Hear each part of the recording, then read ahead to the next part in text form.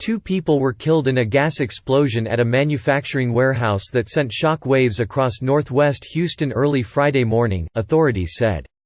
Multiple homes and a strip mall nearby also sustained significant damage in the blast, which happened around 4:30 a.m. local time, Samuel Penner, of the Houston Fire Department, said at a press conference. Houston Police Chief Art Acevedo said a full arson investigation has been launched, but noted that there is no reason to believe it was terror-related or an intentional act. He said it is protocol to conduct an investigation and it will be handled by multiple agencies to ensure that regulations had been followed prior to the explosion. Authorities urged residents who felt the blast to search around their homes for debris and body parts. Acevedo warned the public not to touch either if they do find them, but instead called Houston police. Drones are being brought in to conduct a grid search and inspect roofs for debris or body parts. Authorities would not definitively say whether or not they expect more victims. However, Penner said a primary search in nearby homes did not indicate there were more victims and other employees at the plant were not looking for their loved ones. The 2 victims who died have not yet been named, but were identified by authorities as 2 Hispanic men who were employees. Around 18 people checked in at local emergency rooms, complaining of minor injuries from the blast, according to the Houston Fire Department.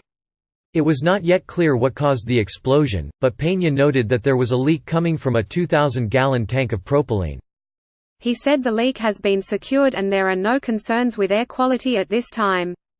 Authorities are waiting for a fire that was sparked by the explosion to burn out before conducting their primary and secondary searches. The fire is contained, but firefighters are not extinguishing it themselves with water to avoid creating a runoff or other hazards, according to Penner. ATF was also on the scene assisting. Nearby residents between Gessner Road and Stefani Lane in Houston's West Branch neighborhood reported doors being blown off their hinges, baseboards blown off and storm doors shattered, according to Houston ABC station KTRK. The force of the blast rattled windows for miles around. Temporary shelters were set up at 4703 Shadowdale Drive. At least 48 people were sheltering there, according to KTRK. Acevedo asked for the public to consider offering help and donating to the families of those who had been affected. Obviously this is an area where it isn't the most affluent, so my thoughts are with all the individuals whether they rent or own that will be potentially displaced, Acevedo said. ABC News' Rebecca Patterson contributed to this report.